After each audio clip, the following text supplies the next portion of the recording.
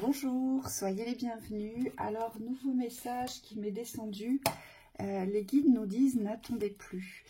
J'entends n'attendez plus d'être heureux et on me montre des scènes où il est vraiment indispensable aujourd'hui de ne plus attendre d'être accompagné, d'être amoureux, d'avoir trouvé l'endroit idéal ou d'avoir trouvé la belle maison ou le contexte professionnel approprié.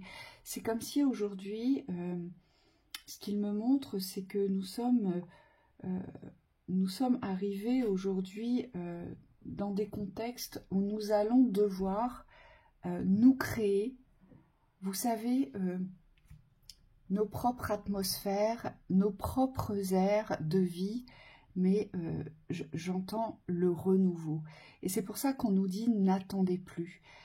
Peut-être qu'aujourd'hui vous attendez un signe, peut-être qu'aujourd'hui vous attendez un message, peut-être qu'aujourd'hui vous attendez un nouveau travail pour vous sentir mieux dans votre existence, peut-être qu'aujourd'hui vous attendez d'acquérir une certaine maîtrise pour pouvoir vous lancer, peut-être qu'aujourd'hui vous attendez d'être amoureux pour pouvoir être heureux et pour pouvoir commencer à construire. Et là, ils me disent, il ne faut plus attendre. On doit tous se diriger vers nos réalisations, vers ce qui nous tient à cœur, vers ce qui nous appelle. Allez, on va aller voir ce qu'on nous dit par rapport à ça.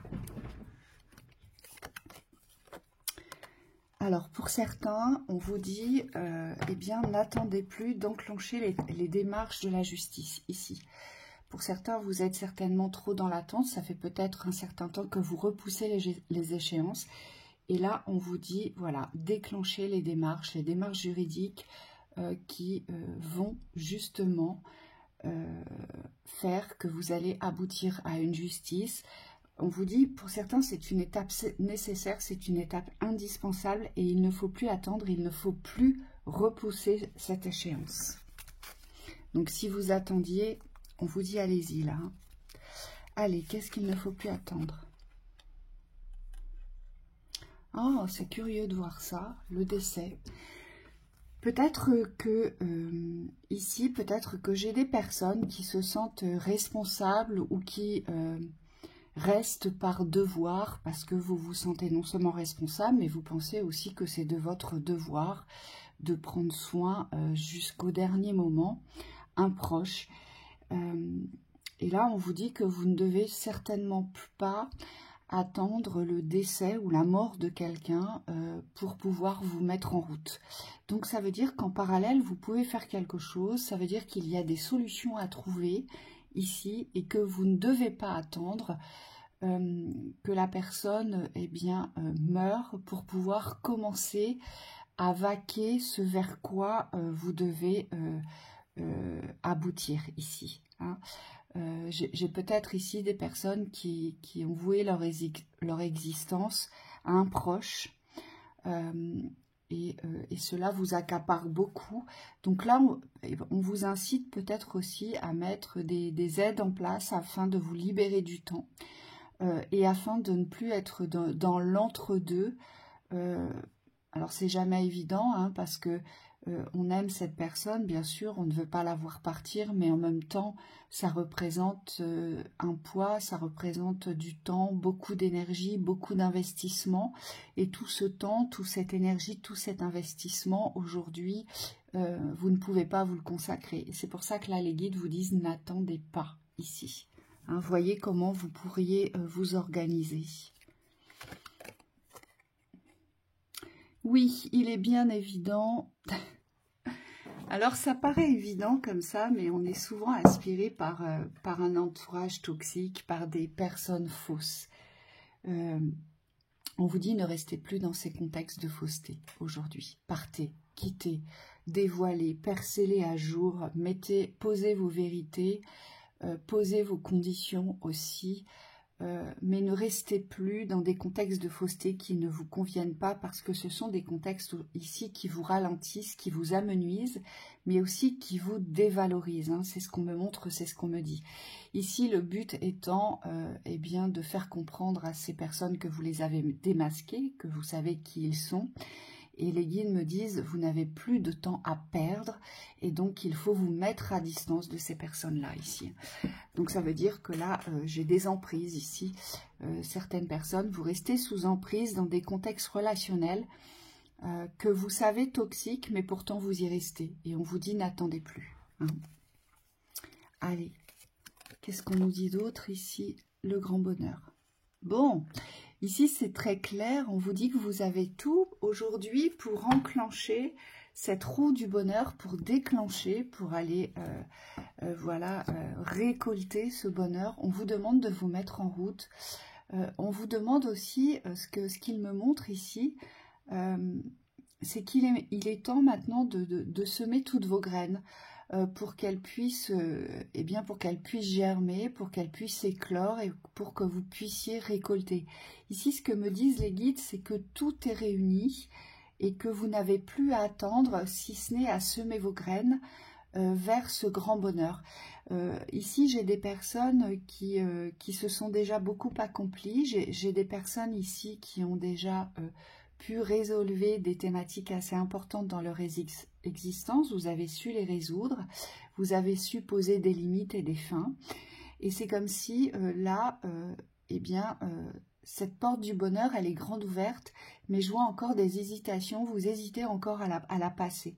Et les guides vous invitent vraiment, ils vous disent, mais si, vas-y, elle est pour toi, cette porte, pousse-la, vas-y, va semer tes graines pour récolter ce que tu mérites.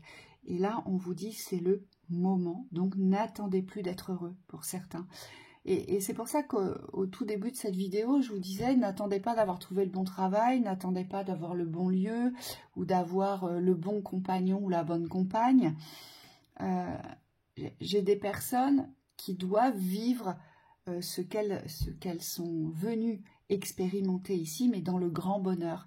Et vous n'avez pas besoin d'attendre certains contextes ou certains dénouements pour le vivre. Et là, c'est exactement ce qu'ils sont en train de vous dire ici. Hein, donc, n'attendez plus. Allez, une dernière carte. Et après, on ira voir les conseils. Voilà, l'occupation. Oui, on me parle d'ennui ici. On me dit que pour certains, vous tournez en rond. Voilà, je vous vois. Vous cherchez des activités, vous tournez en rond. Et on vous dit, il faut absolument maintenant réussir à vous trouver des occupations, qu'elles soient intérieures ou extérieures. C'est comme, moi je vous vois, alors attention, c'est pas une critique ni un jugement, hein, mais ce qu'on me montre, je vois des personnes qui procrastinent beaucoup. Vous voyez, parce que sous prétexte que vous vous ennuyez, sous prétexte que vous ne savez pas quoi faire, eh bien, c'est comme si vous aviez lâché toute reprise dans un élan de vitalité. Vous voyez, je vous vois assez apathique, je vous vois assez fatigué parce que moins on est dans le mouvement, plus on ressent la fatigue et moins on a envie d'être dans le mouvement. Et là, on vous dit, pour certains, n'attendez plus, il est temps maintenant de revenir dans les occupations de la vie, donc de vous occuper soit intérieurement, de votre intérieur, ou de vous occuper vers les extérieurs. Mais pour ça, ça demande de revenir sur des élans de courage et sur une certaine vitalité. Et on me dit aussi sur une certaine hygiène de vie. Pour certains, vous vous êtes laissé absorber peut-être par la paresse. Ici, c'est ce que je vois. Je vois des gens qui se sont laissés engloutir petit à petit par cette forme de paresse, cette forme de passivité. Et là, on vous dit, n'attendez plus, il est temps de revenir dans les occupations de la vie. Hein, c'est ce qu'on vous dit ici. Allez, on va voir quels conseils on nous donne par rapport à ce beau message qui concerne tout le monde. Hein. Parce qu'on a toujours plus ou moins des hésitations parfois à porter les actions. Et là, vous voyez, ils nous disent, il faut y aller maintenant. Il n'y a plus à hésiter, en fait. Hein, c'est ce qu'on nous dit. Allez, dans les conseils, on vous dit, avec la 7 de Gabriel, défendez vos convictions, ayez confiance, revendiquez votre place. Oui, quand vous êtes convaincu de quelque chose, c'est quelque chose qui vous appartient, donc n'essayez pas non plus de le partager. C'est peut-être ça votre tort, peut-être que vous avez tendance à vouloir le partager pour avoir un appui, pour avoir peut-être une approbation. Et on vous dit non. On vous dit, gardez cette conviction, mais défendez-la dans l'élan, et puis revendiquez votre place et faites-le, voyez, mettez-le en place, et allez revendiquer ce que vous avez à revendiquer pour prendre cette place. Mais surtout, on vous dit, ayez confiance aussi dans vos convictions. Peut-être y a-t-il un manque de confiance, un manque d'assurance. Donc là, il faut vous rehausser dans cette confiance. Hein, c'est ce qu'on nous dit ici. Allez, on va en tirer encore 2 autres. J'ai la 3 de Gabriel ici, et puis la dernière, ah bah que du Gabriel. Allez, 3 de Gabriel, réussir c'est prévoir, d'accord. Il est temps de franchir de nouvelles étapes, des projets optimistes qui se concrétisent comme prévu. La 3 de Gabriel, c'est les plans d'avenir, c'est les projets de l'avenir, c'est aussi toutes les énergies portées vers l'avenir, mais les énergies de construction, d'ouverture, de réussite. Donc ça veut dire qu'en amont, on se prépare à tout cela, vous voyez, on se renforce. En amont, on va aussi peut-être équilibrer sa maîtrise ou la renforcer, voilà, si on a besoin de la renforcer. Et on vous dit, il est temps de franchir de nouvelles étapes. Donc ça veut dire que vos projets, vous pouvez les mettre en route. C'est dès maintenant. Et ça ne me surprend pas parce que souvent, quand on vous a en séance ou en guidance, vous avez tendance à nous dire mais je suis pas prêt, mais je sens bien, c'est pas pour maintenant, et puis j'ai pas constaté que ça s'ouvrait, et en fait ce qu'il faut comprendre avec cette carte, réussir c'est prévoir, ça veut dire que si on ne se positionne pas aujourd'hui dans les énergies, si vous ne vous positionnez pas vers les ouvertures, vers les nouveaux projets, vers les nouvelles étapes en fait, eh bien, les énergies, elles vous attendent, elles sont comme vous, elles sont sur la ligne de départ, mais elles attendent le go, vous voyez. Et c'est ça aussi qu'il faut entendre et comprendre, c'est que pour ouvrir un projet, pour commencer quelque chose, il faut se lancer. Il faut faire le premier pas, il faut lancer la machine, il faut lancer cette synergie. Et là, c'est ce qu'on vous dit. Donc, réussir, c'est prévoir. Donc, en amont, on vous dit de vous préparer aujourd'hui pour pouvoir franchir des nouvelles étapes. Donc, il y a peut-être des choses à mettre en ordre, à régler, ou il y a peut-être des choses à prévoir. Peut-être, je vois aussi au niveau de l'argent, il y a peut-être des choses à mettre de côté, faire quelques provisions.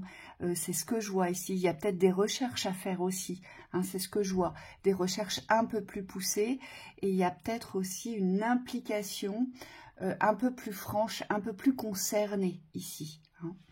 Et puis la dernière carte, Roi de Gabriel, généreux, source d'inspiration, enthousiaste. On nous dit, regardez la situation dans sa globalité et laissez les autres gérer les détails. Votre expérience mène à la réussite, vous vous souciez des autres. Ici, notre Roi de Gabriel, c'est quelqu'un qui a la parfaite maîtrise, d'accord? Il est dans sa maîtrise, mais c'est aussi quelqu'un qui s'est délégué. C'est aussi quelqu'un qui a conscience de ce qu'il sait faire, de ce qu'il peut mettre en place. Il a conscience de ses talents, il a conscience de sa maîtrise, il a conscience de ses richesses. Et c'est aussi quelqu'un qui sait se prioriser et qui sait se protéger. Comme il a beaucoup de connaissances, parce qu'il a beaucoup expérimenté, il se sert de ses expériences pour les mettre à profit vers la réussite. Donc c'est quelqu'un qui ne réitère pas les mêmes erreurs que celles du passé, mais c'est un roi assuré ici. Hein. C'est un roi enthousiaste, c'est un roi qui est plein de dynamisme, plein de générosité, mais surtout moi je vois surtout quelqu'un qui a de la force, qui veut y aller, vous voyez. C'est pas quelqu'un qui attend, c'est quelqu'un qui agit ici. Et donc on vous dit que la réussite, en fait, eh bien, il faut vous lancer vers vos projets de réussite parce que vous avez l'expérience. Donc, ça veut dire que vous pouvez réussir aujourd'hui. Vous avez vécu des expériences similaires et donc vous devez vous servir de ces expériences similaires qui vous mènent vers la réussite. Et on vous demande de regarder la situation dans son ensemble et de ne pas vous soucier des petits détails qui pourraient vous freiner. C'est souvent ça qui vous stoppe sur vos chemins. Ce sont les petits détails de rien du tout. Et là, on vous dit non, les petits détails de rien du tout, il ne faut pas rester bloqué dessus, mais il faut plutôt voir la situation dans son ensemble. Hein, parce que ça vous aidera beaucoup plus à avancer. Si vous regardez les petits détails de blocage, c'est ce qui va vous ralentir et voire vous freiner, et c'est vraiment pas le but. Hein, c'est ce qu'on vous dit ici. Donc voilà pour ce message, je vous souhaite une très belle continuation.